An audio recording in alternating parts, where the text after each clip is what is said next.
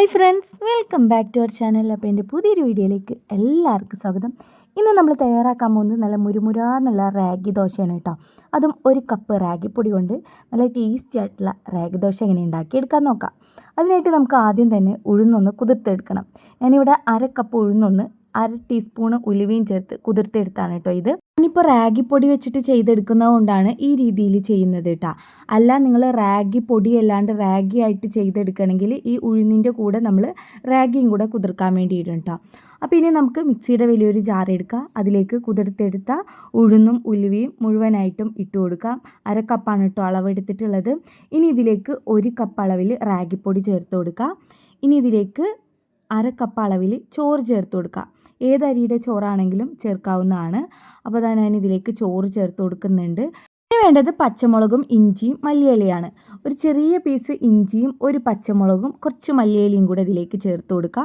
ഇനി ഇതിലേക്ക് പാകത്തിനുള്ള വെള്ളവും കൂടെ ഒഴിച്ചു കൊടുത്ത് നന്നായിട്ട് തന്നെ ഒന്ന് അരച്ചെടുക്കണം കേട്ടോ.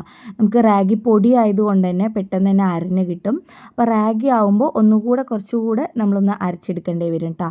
അപ്പോൾ അതാ നമ്മളിപ്പോൾ നല്ല പോലെ തന്നെ അരച്ചെടുത്തിട്ടുണ്ട്. മാവ് ഒരുപാട് കട്ടിയാവരുത്, എന്നാൽ ഒരുപാട് ലൂസും ആവാത്ത രീതിക്ക് വേണം അരച്ചെടുക്കാനായിട്ട്. അപ്പോൾ അതാ ഇനി അരച്ചെടുത്ത മാവ് ഇതുപോലെ കുറച്ച് വലിയ പാത്രത്തിലേക്ക് ഒഴിച്ചു കൊടുക്കുക.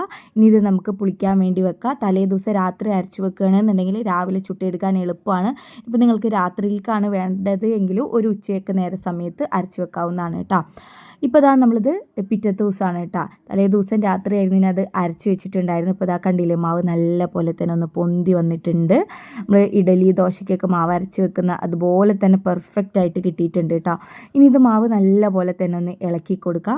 ഇതിലേക്ക് ഇനി പാകത്തിനുള്ള ഉപ്പും കൂടെ ഇട്ട് കൊടുക്കുക. ഉപ്പ് കൂടെ ചേർത്ത് കൊടുത്ത് നന്നായിട്ട് തന്നെ ഇളക്കി കൊടുത്ത ശേഷം നമുക്ക് ദോശ ചുട്ടെടുക്കാവുന്നതാണ് കേട്ടോ. ഇതിപ്പോൾ നിങ്ങൾക്ക് ആപ്പച്ചട്ടിയിൽ ഒഴിച്ചു കൊടുത്തിട്ട് ആപ്പം പോലെ ചുട്ടെടുക്കണമെങ്കിൽ അങ്ങനെയും ചുട്ടെടുക്കാവുന്നതാണ് കേട്ടോ. നല്ല ടേസ്റ്റാണ്. നമ്മൾ ആ ഒരു പച്ചമുളകും ഇഞ്ചിയൊക്കെ ചേർത്തത് കൊണ്ട് തന്നെ ഒരു പ്രത്യേകതരം ടേസ്റ്റാണ്. പക്ഷെ അതിൻ്റെ ഒരു കുത്തലോ അതും ഉണ്ടാവില്ല കേട്ടോ. അപ്പോൾ അതാ ഞാൻ ഇതിലേക്ക് ഇനി പാകത്തിനുള്ള ഉപ്പും കൂടെ ചേർത്ത് കൊടുത്ത് നന്നായിട്ട് തന്നെ ഒന്ന് ഇളക്കി കൊടുക്കുന്നുണ്ട്. നല്ല ചൂടായ ദോശ തവയിലേക്ക് ഓരോ തവിയും മാവ് ഒഴിച്ചു കൊടുക്കുക. എന്നിട്ട് നല്ല തിന്നായിട്ട് തന്നെ നമുക്ക് ദോശ ചുറ്റിച്ചെടുക്കുന്ന പോലെ തന്നെ ചുറ്റിച്ചെടുക്കാം കേട്ടോ. ഇതിൻ്റെ മുകളിലായിട്ട് ഞാൻ കുറച്ച് ഇഡലിപ്പൊടി ചേർത്ത് കൊടുക്കുന്നുണ്ട്. നിങ്ങൾക്ക് വേണമെങ്കിൽ ചേർക്കാവുന്നതാണ് കേട്ടോ. അതുപോലെ തന്നെ നെയ്യാണ് ഞാൻ ചേർക്കുന്നത്. നെയ്ക്ക് പകരം നിങ്ങൾക്ക് ഓയിലോ വെളിച്ചെണ്ണയോ ആക്കി കൊടുക്കാവുന്നതാണ്.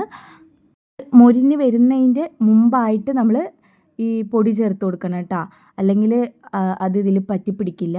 അപ്പോൾ ഈ മാവ് മൊരിഞ്ഞ് വരുന്ന മുമ്പായിട്ട് ഇഡലിപ്പൊടി ഇട്ട് കൊടുക്കുക. നന്നായിട്ട് തന്നെ നിങ്ങൾക്ക് എത്രയാണ് വേണ്ടത് നോക്കി ഇട്ട് കൊടുക്കുക. എന്നിട്ട് അതിന് മുകളിലായിട്ട് നെയ്യോ അല്ലെങ്കിൽ വെളിച്ചെണ്ണയോ ഓയിലോ ആക്കി കൊടുക്കുക. നല്ലപോലെ മൊരിഞ്ഞ് വരും കേട്ടോ. നമ്മൾ മാവ് മൊരിയുന്നതിൻ്റെ മുമ്പായിട്ട് തന്നെ നമ്മൾ പൊടി ഇട്ട് കൊടുക്കുമ്പോൾ പിന്നീട് അത് മൊരിയുമ്പോൾ ഒരു പ്രത്യേകതരം ടേസ്റ്റാണ്. അപ്പോൾ ഇനി ഇത് നമുക്ക് ഒരു സൈഡ് വെന്ത് വരുമ്പോൾ വേണമെങ്കിൽ തിരിച്ചിട്ട് കൊടുക്കുക. അല്ലെങ്കിൽ ഇങ്ങനെ നമ്മൾ റോസ്റ്റൊക്കെ റോൾ ചെയ്തെടുക്കില്ല, അതുപോലെ റോൾ ചെയ്തെടുക്കുക കേട്ടോ. ഞാൻ ഇതൊന്ന് തിരിച്ചിട്ട് കൊടുക്കുന്നുണ്ട്. നമ്മൾ സാധാ ദോശയൊക്കെ ഉണ്ടാക്കിയെടുക്കുന്ന ആ ഒരു ടേസ്റ്റ് തന്നെയാണ് കേട്ടോ. ഒരു റാഗിയുടെ ടേസ്റ്റായിട്ട് എടുത്ത് നിൽക്കുക അങ്ങനെയൊന്നും ഇല്ല കേട്ടോ. നല്ല ടേസ്റ്റിയാണ്. കുട്ടികൾക്കൊക്കെ കൊടുക്കാൻ നല്ല ഹെൽത്തിയും കൂടിയാണ് കേട്ടോ. റാഗി പൊടി വെച്ചിട്ടൊക്കെ നമ്മൾ ദോശ ഉണ്ടാക്കി കൊടുക്കുമ്പോൾ ഇപ്പോൾ നമ്മുടെ ദോശ ഇവിടെ റെഡി ആയിട്ടുണ്ട്. അപ്പോൾ ഇനിയൊന്ന് ഞാനത് മറിച്ചിടാതെ ഒന്നിങ്ങനെ നമ്മൾ റോസ്റ്റൊക്കെ റോൾ ചെയ്തെടുക്കില്ലേ, അതുപോലെ എടുക്കുന്നുണ്ട് കേട്ടോ. നല്ല പോലെ തന്നെ എല്ലാ സൈഡും ഒന്ന് മൊരിയിച്ചെടുക്കുന്നുണ്ട്. ഇത്രയേ ഉള്ളൂ. റാഗിപ്പൊടി വെച്ചിട്ട് നല്ല മൊരിഞ്ഞ ദോശ ഉണ്ടാക്കിയെടുക്കുക. എന്തായാലും ഒന്ന് ട്രൈ ചെയ്ത് നോക്കുക. കൂടെ ഈ ഒരു വീഡിയോ നിങ്ങൾക്ക് ഇഷ്ടപ്പെട്ടെങ്കിൽ ലൈക്ക് ചെയ്യുക, ഷെയർ ചെയ്യുക, കമൻറ്റ് ചെയ്യുക. ചാനലും കൂടെ ഇഷ്ടപ്പെടുകയാണെങ്കിൽ ചാനൽ ഒന്ന് സബ്സ്ക്രൈബ് ചെയ്ത് സപ്പോർട്ട് ചെയ്യുക. Thanks for watching my video. By.